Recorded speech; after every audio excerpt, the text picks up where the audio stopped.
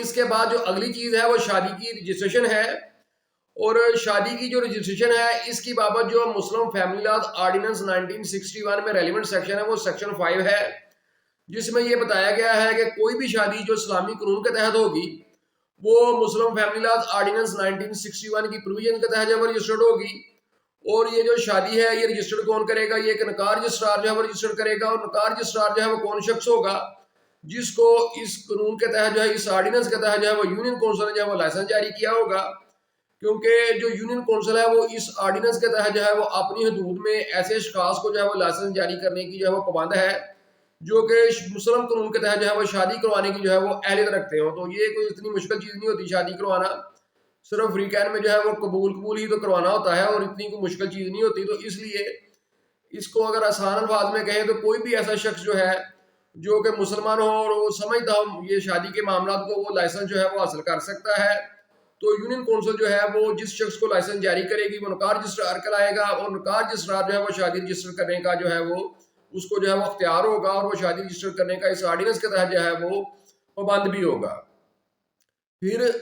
یہ جو نکاح رجسٹرار ہے یہ جب شادی کرواتا ہے تو یہ اپنے پاس شادی کو رجسٹر کر لیتا ہے کیونکہ اس کے پاس رجسٹر ہوتا ہے، لیکن اگر اس کے علاوہ دیگر کوئی شخص شادی کرواتا ہے تو اس کے لیے چیز رکھی گئی کہ وہ ایسی شادی کی جو اطلاع ہے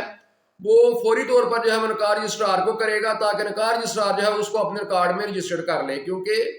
ایسا شخص جو ہے جس کے پاس جو ہے وہ رجسٹر نہیں ہے، یعنی وہ کوئی نکاح رجسٹرار نہیں ہے، وہ خود تو شاید رجسٹر نہیں کر سکتا، لیکن اس کے رولز میں اس کے لیے طریقہ بتا دیا گیا کہ وہ بازار سے جو ہے وہ نکاح نامے حاصل کرے گا، ان کو فل کرے گا، اور ان کو فل کرنے کے بعد تمام فریقین کو اس پر دستخط کروائے گا، اور دستخط کروانے کے بعد اپنے بھی دستخط کرے گا، اور رجسٹریشن فیس کے ساتھ جو ہے وہ نکاح رجسٹرار کو جو ہے وہ دے دے گا،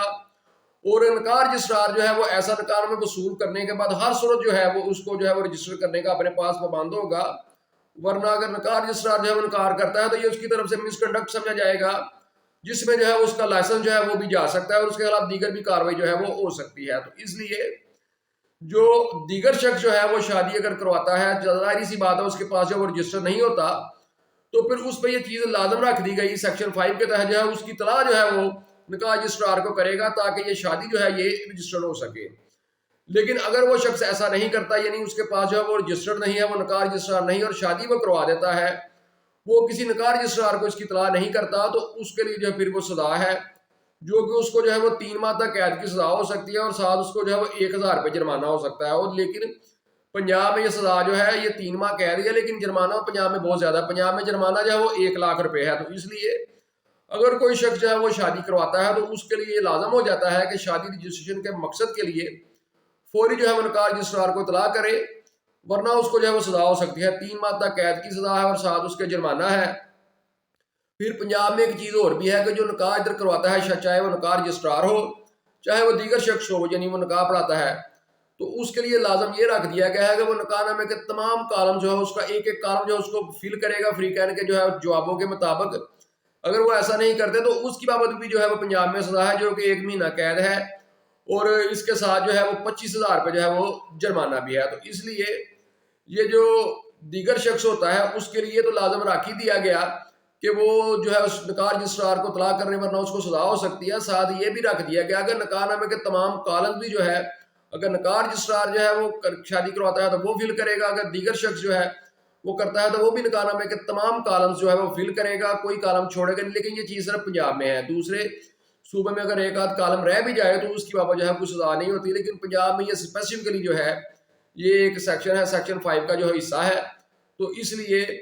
دیگر شخص جو ہے یا کوئی بھی شخص جو شادی کرواتا ہے اس پہ ایک یہ بھی ذمہ داری عائد ہوتی ہے پنجاب میں خاص کر، وہ نکاح نامے کے جو ہے وہ تمام کالمز جو ہے اس کو فل کرے۔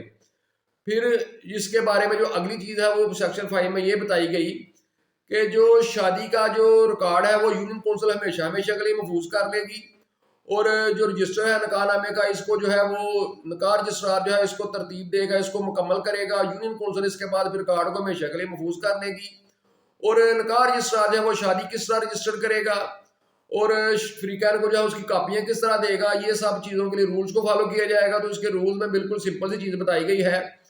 کہ جب نکاح رجسٹرار جو ہے وہ شادی رجسٹر کرے گا اس کا طریقہ اس کو لیے بالکل سمپل رکھا گیا کہ وہ نکاح نامے کے فارم کو مکمل طور پر فل کرے گا،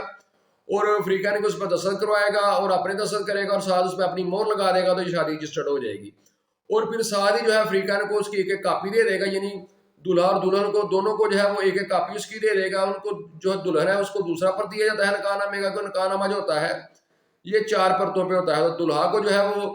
دلہن کو جو ہے وہ دوسرا پر دیا جاتا ہے اور دلہا کو جو ہے وہ تیسرا پر دیا جاتا ہے, اور چوتھا پرت جو ہے وہ یونین کونسل میں بھیج دیا جاتا ہے. پہلا پرت جو ہے وہ اس کے رجسٹر میں ہی رہتا ہے, اس کو اوریجنل پرت کہتے ہیں. اور 50 پرتوں پر جو ہے نکاح نامہ کا جو رجسٹر ہوتا ہے, جب اس کے سارے نکاح نامے مکمل ہو جاتے ہیں